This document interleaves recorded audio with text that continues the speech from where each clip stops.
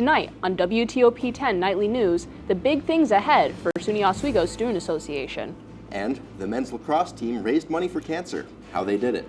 But first, a big career fair will be on campus tomorrow. Find out more details. WTOP-10 Nightly News starts right now.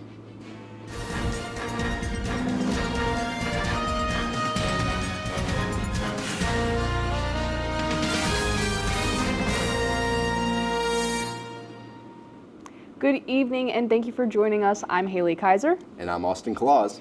If you're looking to jumpstart your career, look no further than the CMA Career Showcase. This is a career fair event for the students in the College of Communications, Media, and the Arts who are interested in meeting with employers and exploring jobs within their field. Make sure you come with your resume ready tomorrow at 3 p.m. in the Hewitt Hall Ballroom. Confirmed organizations that will be at the career fair will include Spectrum News, News Channel 9, and so many more. For more information, please reach out to careerservices@oswego.edu. A yearly tradition of the SUNY Oswego men's lacrosse team shaving their heads for St. Baldrick's Foundation has come once again.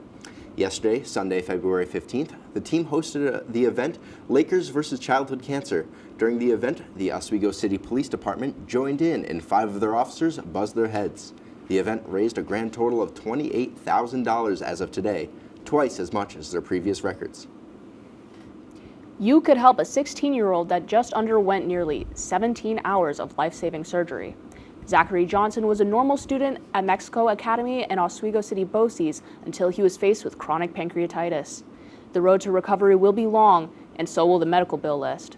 The Palermo Church is hosting a spaghetti and meatball dinner fundraiser on February 26th, starting at 4:30 p.m. You can also donate at CODA and read more about his journey. A mental health art show is coming to Fulton, hosted by the Oswego County Health Department and the Art of Scene at CNY Art Center. This event encourages individuals to express their personal experiences with mental health through art. This event will run from 4:30 to 7 p.m. on April 10th at the CNY Art Center. If you're interested in participating, you can go to health.oswegocounty-nydot.gov. The Student Association at SUNY Oswego is entering perhaps its most critical period of the year. Our reporter Cameron Carvalho has more on the upcoming event surrounded by the student government body. Government organization at SUNY Oswego, responsible for clubs, organizations, events, and student well-being. Student Association is one of the most impactful groups on campus. I spoke with Senator Daniel Rodriguez Piñeros about Student Association's ongoing operations and the current events that they are involved in. Piñeros is one of 13 senators currently serving in Student Association. He is also the chair of the Involvement Committee. We are the direct connection between the student body and the administrative part of the college. So everything that we hear, they hear. Perhaps the biggest task assigned to Student Association is organizing Ozfest, the annual event that happens on the last Friday of spring classes. Ozfest is the biggest event of the year for Oswego. And what attracts the students to be part of it is, one, the things that you can do with your friends, right? But I think the most important part is the concert. The cost of Ozfest is a topic of hot controversy every year, with student associations spending thousands of dollars on headline artists. Piñeros defended the event, citing decreased cost and the necessity of hosting a major day of fun for student enjoyment. The school decided to have this event because, as you can see, we are in a location that is super hard to have a time outside with your friends, right? So what the school wants to do is give every student a life that they can enjoy during college. It is currently so much lower than it used to be before. Sidewalk accessibility has been a major issue around campus in the recent months, with severe weather creating many sidewalks icy and hard to walk on. Piñeros says that Student Association, while limited in what they can do to resolve the problem, is aware of it and doing their best to get it resolved. These sidewalks are not in the greatest condition right now because of the winter. And so what I'll try to do tomorrow is talk with the assembly to address this problem. Piñeros says that Student Association is always looking for new senators, and that anyone who joins is sure to have an exciting time and gain valuable experience to be added to a resume. We are not boring at all. We are super active in many ways. First, you have to contact with the president, fill a form, and then you have to fill 50 signatures from students that are, well, obviously currently studying in Oswego. For WTOP-10, I'm Cameron Carvalho.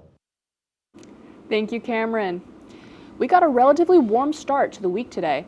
It felt nice to ditch my hat and scarf while walking to class today.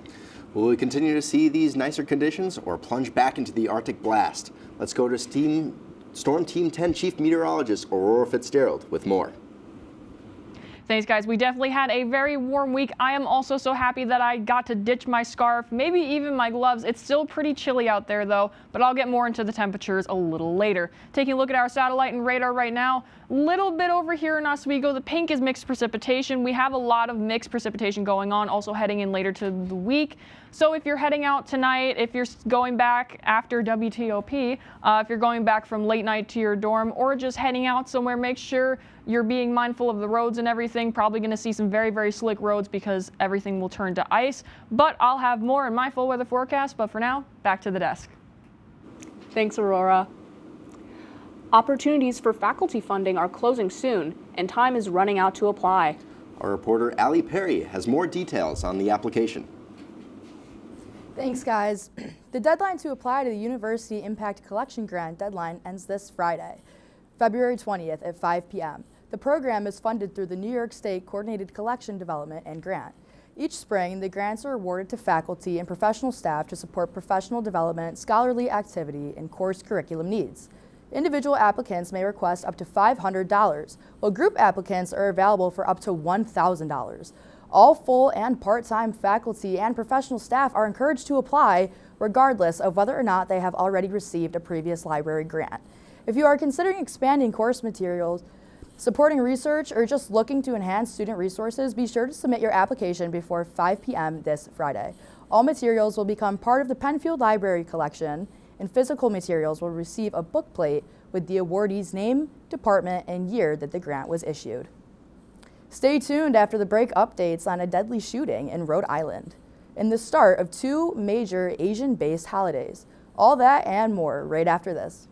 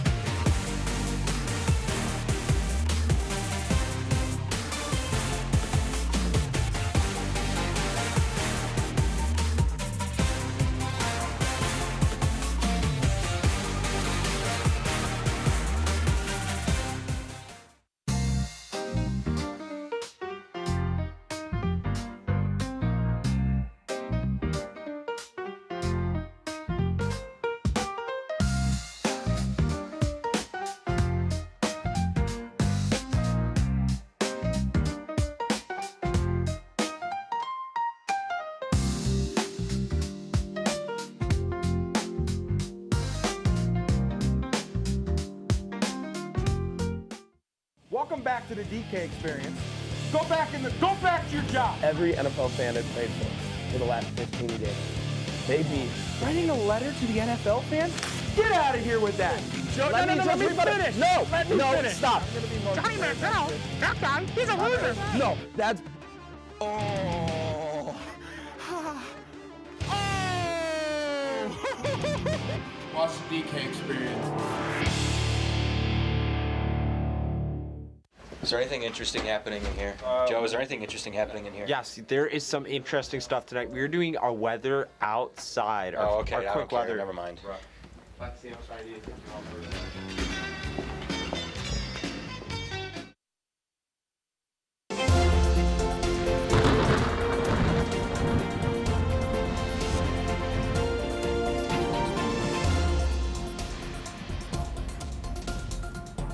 Welcome back to WTOP-10. I'm your Storm Team 10 meteorologist, Aurora Fitzgerald. Taking a look at our current headlines right now in Oswego. Pretty cloudy outside, expecting some mixed precipitation throughout the night. 34 degrees, dew point 31, humidity 88%. You might see some very, very light fog outside. Pressure is pretty high, wind east at 5 miles per hour. Not too breezy out there, and it's not that bad either. It's not too cold. 6 to 10 day temperature outlook. We had very warm temperatures recently. That warmth is going to switch to the central part of the United States. We're going to stay pretty neutral for the rest of the week. Temperatures will stay pretty steady in the 30s and low 20s. Taking a look at our futurecast, Monday at 10 p.m. You're definitely going to see a lot of mixed precipitation, some snow out in eastern parts above the Tug Hill Plateau. Fulton and around the Oswego area, you're going to see 33 degrees. Heading into Tuesday, if you're heading out, pretty mild day, 35 degrees, pretty mild throughout all of New York, staying in the mid to high 30s. And then we go into the next day, Tuesday. Continuing on to Wednesday, clouds are going to stay.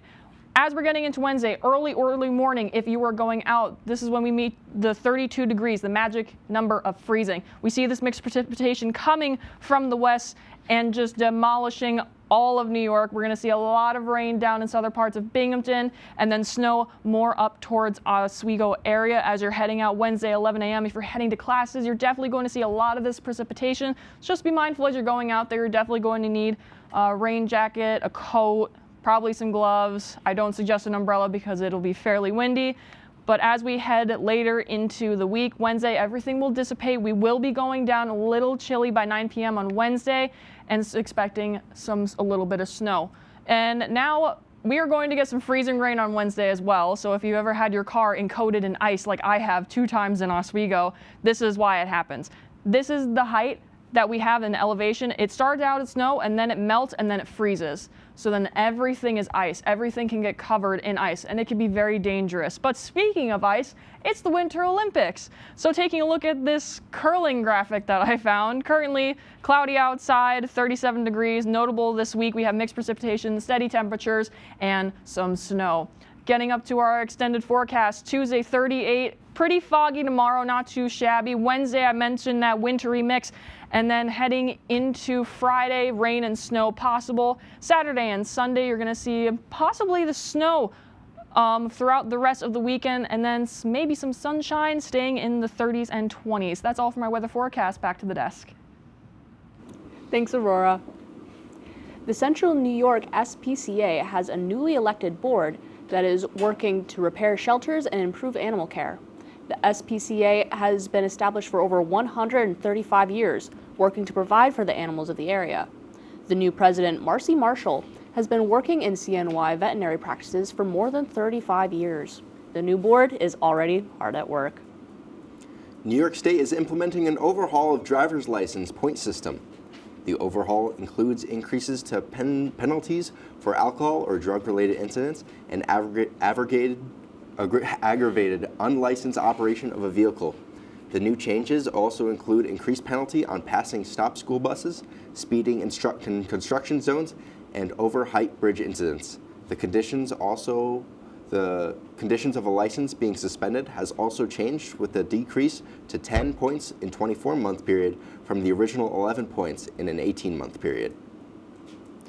A shooting at a Rhode Island ice rink has killed 2 people and injured 3 others. The shooting occurred this afternoon during a youth hockey game in the town of Pawtucket. Police say the shooting was domestic in nature, and now one of the victims is a young girl. A spokesperson for one of the schools in the game says it appears one of the parents of a student was involved in the shooting. Congress has shut down the Department of Homeland Security after funding expired. Karen Kafa has more on the stalled negotiations, heated immigration debate in the chamber. Border Czar Tom Homan said frozen funding for the Department of Homeland Security won't impact the Trump administration's immigration enforcement operations. The immigration mission, the reason why President Trump was elected to be president, continues. Senate Democrats withheld support of a funding package in the wake of the shooting deaths of Alex Preddy and Renee Good by federal immigration agents in Minneapolis last month. We have a rogue agency. Why don't we rein them in? That's what the American people are asking Republicans. Democrats want reforms, including tighter parameters around search and arrest warrants and requiring immigration and customs enforcement agents to wear body cameras and remove masks. They are smashing in windows, dragging people out of cars, breaking into people's homes without warrants. We need protection against that. Republicans note ICE is already funded via last summer's so-called Big Beautiful Bill, and other DHS agencies will feel the shutdown's brunt. This whole thing about shutting down DHS to prove a point, I think it's political theater, to be honest with you. Meanwhile, Homan said he's boosted internal affairs personnel in Minnesota to investigate misconduct allegations among immigration enforcement officers. I said I was bringing in more internal affairs officers to review the allegations, and those allegations are now being investigated. Most DHS personnel are considered essential, meaning they're on the job but without pay until a funding agreement is reached. In Washington, I'm Karen Kafa. Congress will return tomorrow and continue to debate the matter. The holy month of Ramadan may be beginning as early as this week. Worldwide, Muslims wait on the moon phases to start practices. Oman, Turkey, and Singapore have announced Ramadan will begin on Thursday. Some are waiting on word from Saudi Arabia and the United Arab Emirates. It is likely to commence on Wednesday or Thursday, coming just after Mardi Gras and Lunar New Year. The Lunar New Year is coming up tomorrow, February 17th. Billions worldwide are set to celebrate the 15-day-long Spring Festival. The Chinese New Year is considered the most important event in Chinese culture in communities all around the world.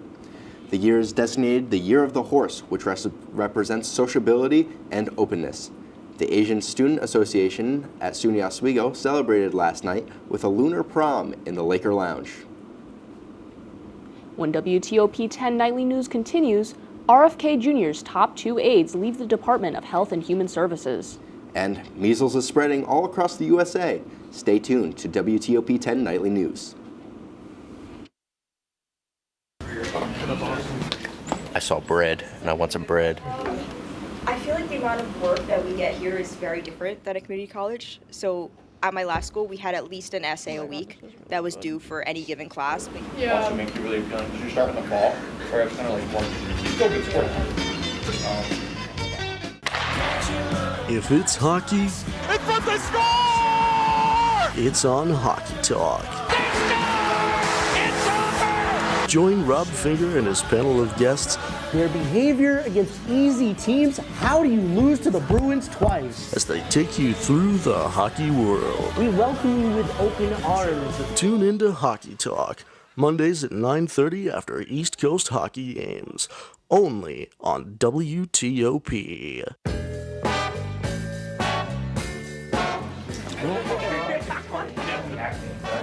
Oh boy! Come across.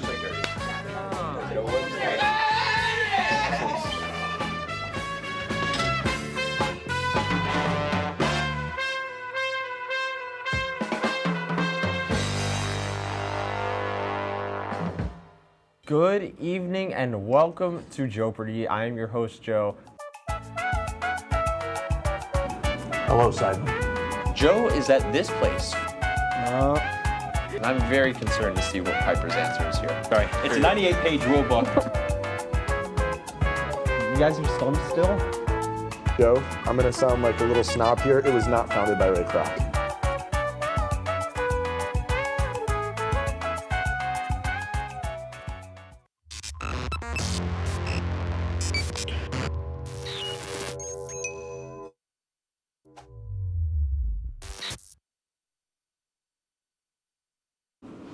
Welcome back to WTOP-10 Nightly News. In health news, the U.S. Department of Health and Human Services is facing a shift in leadership as midterm elections draw close, leading to 2 of RFK's top aides to be leaving. HHS Deputy Secretary Jim O'Neill and General Counsel Mike Stewart are expected to be leaving their posts. The Trump administration have discussed offering them other positions in the government. Measles cases have been on the rise all across the United States. The significant increase all along the 3 deaths in 2025 has caused alarm among public health experts. Measles is highly contagious, but easily preventable with its very effective vaccine.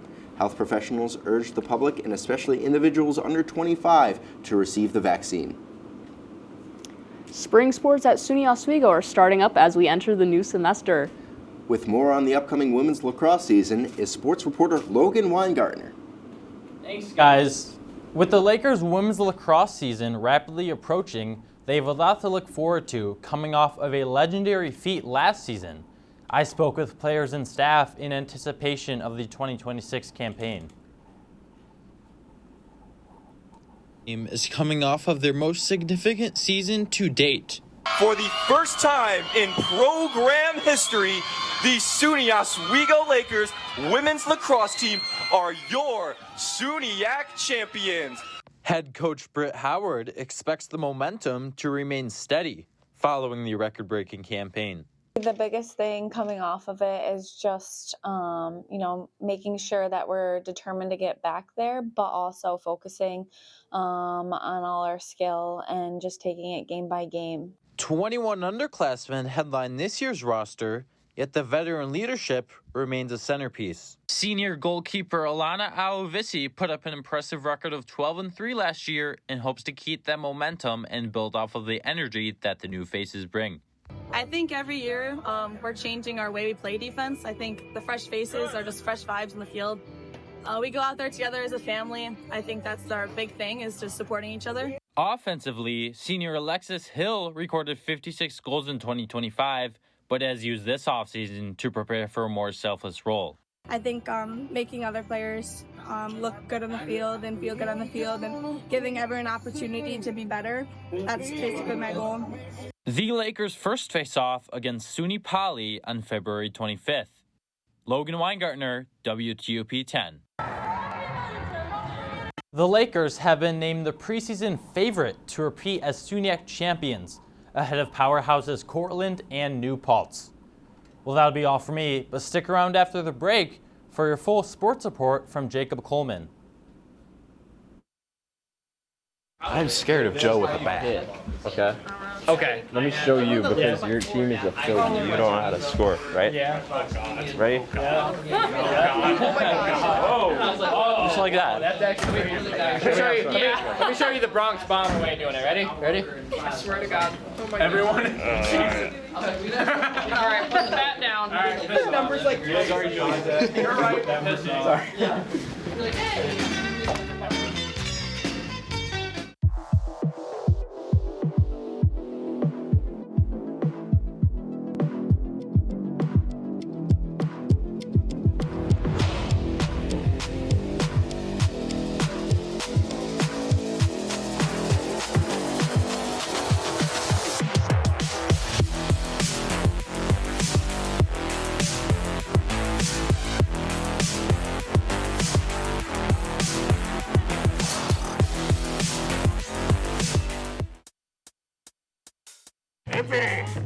I had to eat a raw egg on Chris's dormitory floor. I currently don't have any federal pending charges. You know what you never did? You never walked to Walmart, Chris. That's my co-host. This is for making me eat roast Pop-Tarts. It's showtime, Chris. Come on. I want to be on the air for that. I got a couple things to say. No. Spin the wheel. But you got censorship. Welcome back. Welcome back. Welcome back to... If only we had someone who could tell us what we should and shouldn't watch. Well, do we have a show for you? Who are you? What are you doing in my bed? On Be Kind and Rewind, we will go through and review all your favorite movie franchises. And tell you which ones you should and shouldn't watch from the perspective of normal movie fans. Well, be sure to check out Be Kind and Rewind on WTOP-10.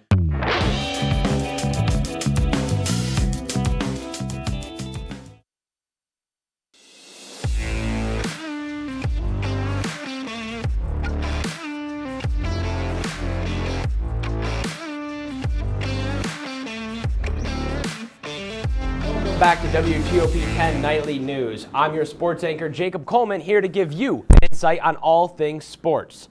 Our first story of the evening honors the SUNYAC goaltender of the week, SUNY Oswego's very own Mia DeVivo. Through stellar play in both games this weekend against Plattsburgh and Potsdam, DeVivo turned away all 50 shots on her net, helping the women secure their spot in the SUNYAC playoffs.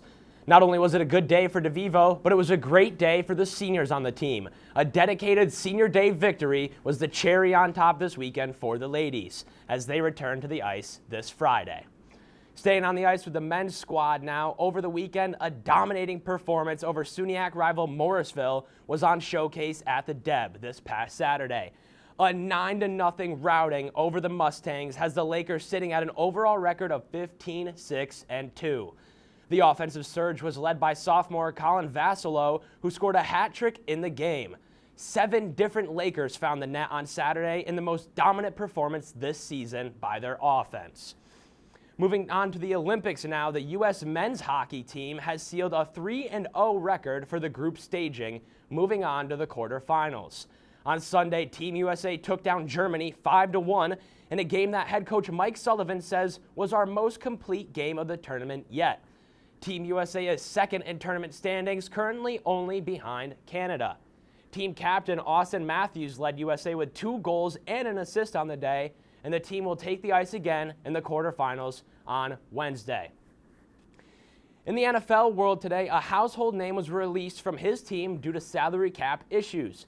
The Miami Dolphins released NFL wide receiver Tyreek Hill, who turns 32 in just 2 weeks. The former 5-time first-team All-Pro was cut because of his contract he signed a couple years back with the team, and the team deemed the contract not worth it. Tyreek has made it clear he still has gas left in his tank to continue playing next season and hope he gets signed to a new destination. And now, ladies and gentlemen, into our highlight tonight, the NBA All-Star Weekend Celebrity Game. As you see here on the first play, NFL receiver Keenan Allen showing he can play 2 sports at once. A nifty move in the paint, and now Allen would keep the offense moving down court, pass to Adrian Nunez, who would draw the foul and get the and one. Shortly after this, Taco Fall would show why he belongs on the court with a 360 slam.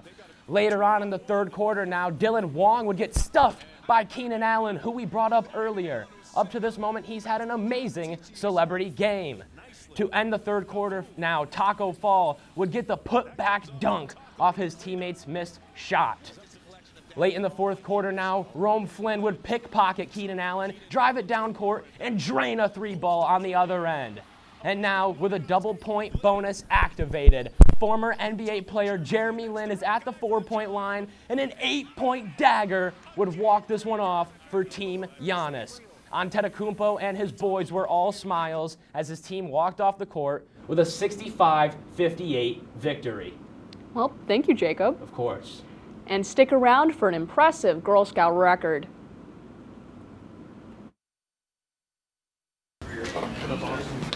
I saw bread, and I want some bread. I feel like the amount of work that we get here is very different than a community college. So at my last school, we had at least an essay a week that was due for any given class. Yeah. Also make you really feel, did you start in the fall? Or it's kind of like one, still good sport. If it's hockey, It's what they score! it's on Hockey Talk. Join Rob Finger and his panel of guests. Their behavior against easy teams. How do you lose to the Bruins twice? As they take you through the hockey world. We welcome you with open arms. Tune into Hockey Talk, Mondays at 9:30 after East Coast hockey games. Only on WTOP.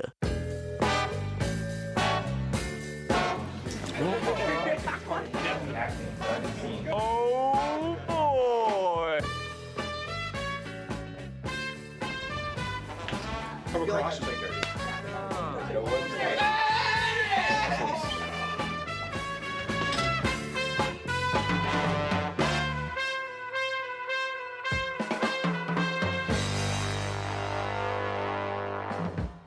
Good evening and welcome to Jeopardy. I am your host, Joe. Hello, Simon. Joe is at this place. And I'm very concerned to see what Piper's answer is here. Sorry, it's a 98-page rule book. You guys are stumped still? Joe, I'm going to sound like a little snob here. It was not founded by Ray Kroc.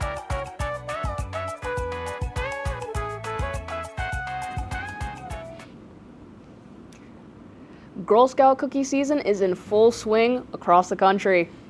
And good luck trying to top the sales of a 6-year-old girl from Pennsylvania. I'm a big fan of Girl Scout cookies, I don't know if you know, but she was able to get the More state than record. 81,000 boxes. 81,000. Have a good night.